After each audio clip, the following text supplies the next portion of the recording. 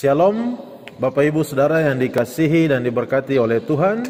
Senang sekali kita dapat berjumpa lewat channel Gembala Menyapa kali ini dengan tujuan memberi siraman rohani dan penguatan iman bagi kita sekalian. Kita masih terus belajar dari tokoh iman yang kelima, yaitu Sarah. Pada edisi yang lalu kita sudah melihat apa yang menjadi keistimewaan dan kelemahan dari Sarah. Maka di kesempatan ini kita akan belajar bagaimana julukan iman dan kerohanian dari Sarah. Yang pertama, julukan Sarah. Bagi Abraham jelas kita tahu bahwa Alkitab menyebutnya sebagai bapa iman. Tetapi bagaimana dengan Sarah? Apakah juga disebut ibu iman? Rupanya tidak. Sarah dijuluki sebagai ibu atas sejumlah besar bangsa atau ibu bangsa-bangsa. Dalam Kejadian pasal 17 ayat 15 dan 16 berkata demikian, tentang istrimu Sarai, janganlah engkau menyebut dia lagi Sarai, tetapi Sarah itulah namanya. Aku akan memberkatinya dan daripadanya juga aku akan memberikan kepadamu seorang anak laki-laki. Bahkan aku akan memberkatinya sehingga ia menjadi ibu bangsa-bangsa. Raja-raja bangsa-bangsa akan lahir daripadanya. Jadi bukankah ini hal yang mustahil? Mengapa? Sebab janji itu diberikan bukan kepada seorang yang belia, yang muda, sehat, yang kuat, justru kepada seorang wanita yang mandul, lanjut usia, dan telah menopause. Tetapi inilah fakta yang disodorkan oleh Alkitab kepada kita, betapa agung, hebat, dan perkasanya Allah kita. Yang kedua, iman Sarah. Kita tidak tahu umur berapa Abraham menikah dengan Sarah. Tetapi sejak Abraham mendapat panggilan Tuhan untuk keluar dari Ur, meski tidak diberitahukan dengan jelas tempat tujuannya, sehingga oleh karena iman, maka Abraham taat. Waktu Abraham taat, kira-kira Sarah bagaimana? Sarah tentu tidak gampang untuk taat. Apalagi wanita yang sudah terbiasa hidup di rumah yang besar, lalu sekarang harus menjalani padang belantara, tinggal di tenda, itu tidak mudah. Kita sudah belajar bahwa Ur adalah kota yang paling maju saat itu, pusat kebudayaan zaman kuno, dan Abraham bersama Sarah dipanggil keluar dari sana. Jadi Abraham waktu dipanggil imannya tebal, imannya kuat, sehingga dia langsung taat. Tetapi bagaimana dengan Sarah? Sebagai seorang istri itu tidak gampang. Bagaimana dengan keamanan, dengan keuangan, finansial? Banyak hal yang mungkin dipikirkan, dikhawatirkan, dan pasti semua serba susah. Berarti iman Sarah adalah iman yang tidak langsung. Artinya Abraham dipanggil secara langsung oleh Tuhan, sedangkan Sarah secara tidak langsung setia kepada Tuhan melalui setia kepada suami. Jadi Tuhan panggil suami, lalu suami panggil istri untuk ikut Tuhan. Ini prinsip yang penting sekali di dalam keluarga. Adanya relasi antara satu dengan yang lain, antara suami dan istri. Kadang-kadang kita juga mengalami kesulitan karena mungkin saja iman kita adalah iman secara tidak langsung. Oleh karena itu, melalui seorang pemimpin, seorang hamba Tuhan, baru kita dengar panggilan Tuhan. Bagaimana caranya? Yaitu dengan kita melihat hidupnya, ikut pimpinannya, baru kita bisa mengiring Tuhan. Jadi wajar saja ketika Sarah imannya goncang, jangan kita persalahkan dan membuang dia. Orang seperti Sarah ini harus kita mengerti, kita beri dorongan, kita latih supaya bisa terus maju. Ini juga prinsip bahwa kita harus melatih, memberi vitamin rohani, merangsang iman mereka agar juga taat kepada Tuhan. Berarti Abraham termasuk banyak mengerti, melatih dan mendorong Sarah istrinya untuk sama-sama maju di dalam iman kepada Tuhan. Kuncinya Abraham harus lebih dulu taat kepada Tuhan, sehingga Sarah pun taat kepadanya seperti Abraham taat kepada Tuhan. Ini adalah tugas suami yang paling penting, yaitu suami harus taat lebih dulu kepada Tuhan. Selanjutnya perhatikan ketika Tuhan berfirman kepada Abraham agar mempersembahkan Ishak anak satu-satunya sebagai korban bakaran kepada Tuhan. Apakah Abraham memberitahukan hal itu kepada Sarah? Jawabannya, Abraham pasti tidak memberitahukan semua isi hatinya kepada Sarah. Mengapa? Karena Sarah pasti tidak setuju dan Abraham pasti dilawan. Bayangkan, Sarah telah menunggu Ishak lahir selama 25 tahun.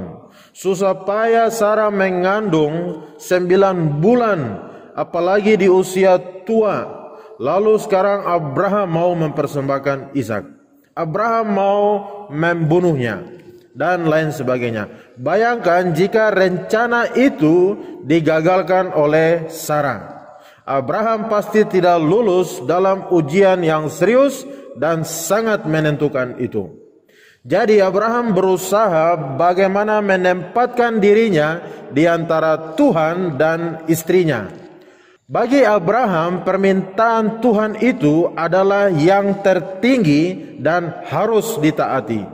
Abraham juga percaya bahwa Tuhan berkuasa sehingga semua akan baik-baik saja, baik Ishak anaknya maupun Sarah istrinya.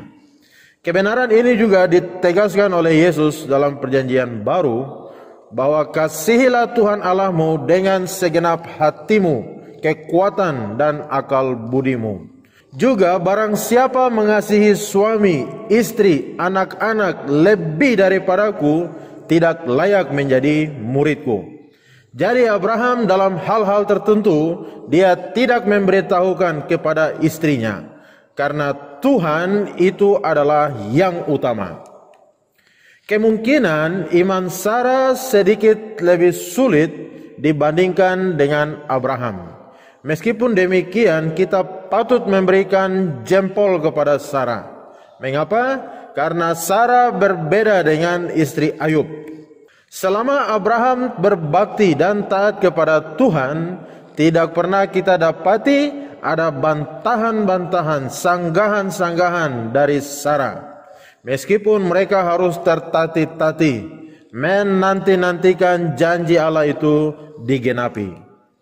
Seringkali keluarga menjadi sulit, menjadi gontok-gontokan karena istri yang tidak pernah puas, tidak bisa menerima keadaan, hanya tahu ngomel-ngomel, menggerutu, bahkan mencela Tuhan. Bayangkan suami mana yang tahan? Oke, 2-3 kali mungkin suami masih sabar. Kalau terus-terusan, maka suami lebih betah, lebih damai dan tenang berada di luar daripada di dalam rumah. Yang ketiga, bagaimana kepribadian atau kerohanian Sarah yang memberikan teladan kepada kita. Sarah adalah seorang wanita yang tenang, yang lembut, bisa menahan diri dan hidup di dalam kesucian. Perempuan yang galak itu lebih jelek daripada kingkong. Perempuan yang lembut lebih berharga daripada mutiara. Sarah seorang wanita yang tenang, yang lembut, tidak banyak bicara. Seorang wanita yang banyak bicaranya membuktikan bahwa hatinya itu tidak ada isi, karena isinya hanya itu-itu saja. Sedangkan wanita yang tidak banyak bicara pasti sangat bijaksana, sehingga tidak sembarang untuk dia mengumbar, mengutarakan semua isi hatinya. Jadi Sarah seorang wanita yang tenang, menguasai diri, dia lembut dan taat kepada suaminya. Bayangkan, ini indah luar biasa, suatu daya tarik yang kuat sekali. Suami mana yang tidak bangga dan tidak mencintai istri yang seperti ini? Amazing. Sarah juga adalah seorang wanita yang tahu bagaimana menghormati suaminya di hadapan umum. Bayangkan seorang istri yang memaki, menjelekkan suaminya di depan umum. Wanita itu sangat rendah sekali. Seharusnya kalau mau ribut, ya di kamar saja, bukan di tempat umum. Wanita itu pasti tidak dihormati oleh masyarakat dan hanya menjadi bahan pembicaraan. Sebaliknya, seorang wanita yang bisa menjunjung dan menghormati suaminya di depan umum akan dicintai oleh suaminya, dan wanita itu dihormati oleh seluruh masyarakat. Sarah tidak memanggil Bram, Bram, atau Ham, dipanggil dengan seenaknya saja. Semua kebenaran tentang Sarah di atas sungguh dicatat dengan jelas di dalam surat 1 Petrus pasal 3 ayat 1 sampai 7. Ayat 1 berkata bahwa, hai istri-istri, tunduklah kepada suamimu. Istri tidak pakai perkataan tetapi kelakuan. Bukan pakai kata tetapi pakai fakta. Istri yang seperti ini membuat suami enggan untuk bertindak sembarangan. Lalu ayat 2 sampai ayat 4, seorang wanita yang lembut, yang tenang, diam, pendamai itu sangat berharga di mata Allah. Sebaliknya, wanita yang suka ngoceh, selalu gelisah, sungut-sungut, itu tidak dibenarkan.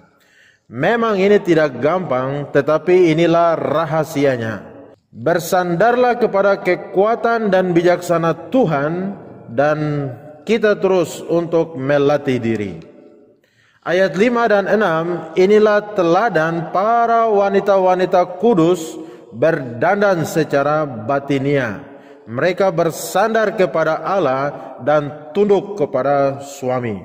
Lalu dikutip, sama seperti Sarah taat kepada Abraham dan menamai dia tuanya.